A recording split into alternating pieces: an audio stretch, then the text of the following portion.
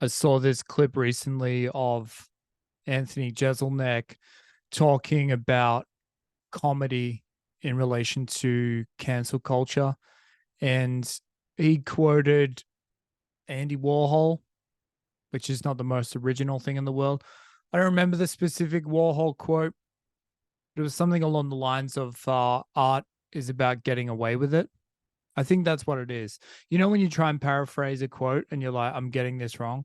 But in this one instance, I think I've gotten it right. He was basically suggesting that to do uh to do art correctly, or to do like edgy art correctly, you got to like slip in your message and make people laugh. And if you're too ham-fisted with your agenda, people are going to recoil and disavow it, and you're not going to get away with it. And they'll throw fucking oranges at the stage and you'll be booed, and yeah, you'll be asked to leave. However, if you can be crafty and sneak in your message so people are picking up what you're putting down, but you do it in a clever enough way, then you'll get away with it. And I thought that was a kind of an interesting take, and perhaps it's the best retort to the modern breed of comedian or performer who just wants to tell it like it is, man. Maybe born out of the school of like Bill Hicks, perhaps. And yeah, maybe their whole thing is kind of like, I'll say what what you'll say in a darkened bar with your best friend. I'll say it on stage in front of thousands of people because I ain't afraid, bitch, of the mob with their pitchforks and blue hair and all that shit. And yeah, so it seems like they're the two camps, right? In that the tell it like it is crew thinks that anyone should be able to get up on stage and express an opinion and not be cancelled because of it. And then the other, I guess, Jeselnik inspired crowd would be like, oh no, there's very real repercussions if you overstep social norms, or you step into territory that's culturally passe on stage, and people won't appreciate your humor even if you've crafted really funny jokes because the topic or the choice of words is too toxic. And so therefore everything the house of cards that you built for yourself will fall apart. And yeah, I think that the whole reason you pick up a book or go to a show isn't it because you don't want it to be just the fucking you don't want it to be your buddy telling you that type of shit in a bar? Or if it is, it needs to be kind of like elevated in a certain way. It has to be like so fucking obvious and so blatantly.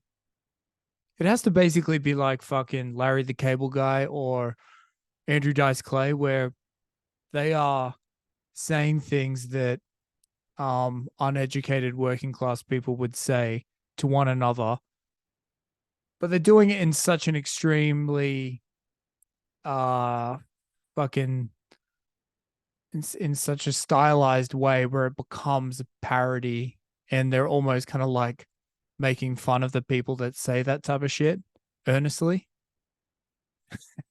So therefore it kind of supports the Jeselnik case in the fact that to get away with like to kind of flirt with the if you're going to be on the edge, if you go over the edge and you don't have like a clever act, or your setup or your kind of like your delivery is so elevated that you can actually kind of like transmit the message. If you're just a dude up there saying horrendous shit, but it's in the arena of a comedy club or a comedy show, you're probably not going to get away with it.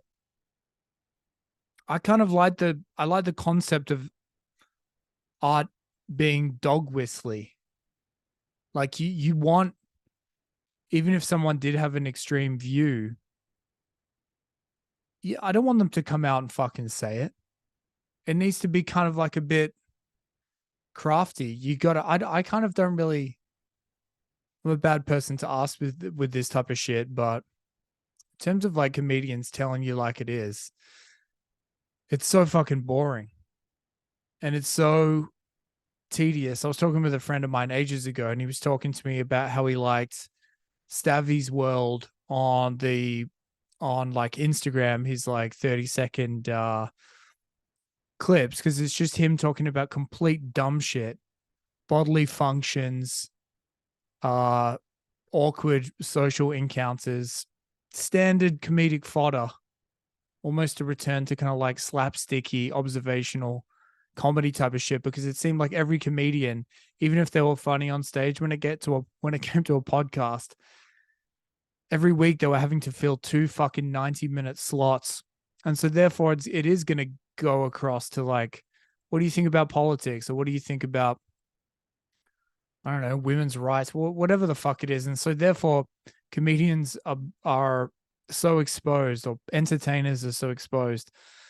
We're getting the opportunity to hear about what they think on topics where they don't have an opportunity to put together a fucking costume or an act or some clever way. You're just getting these unfiltered direct opinions on stuff they generally have no fucking uh have no background in. So it's like I don't really give a shit one way or the other in terms of like, I've never left a show being like, I'm offended. I'm never gonna support that person again. I like it when people take it really far. But I'm also not surprised that some people don't. And I guess I am kind of sick of people telling it like it is and not having some type of persona or something to fall back on if they're going to be taking away some of my attention. I guess I want it to be fun or like thought out in some meaningful capacity. Says the guy who just gets on this fucking podcast and then says what he's thinking with minimal filter or much of a plan, or for the last 9 months or whatever it's been. So I don't know. Maybe I shot myself in the foot there, but yeah, we'll cross that bridge when we come to it. All right. So on this one, I'm on Team Jezelnik. Catch you on the next one. Bye.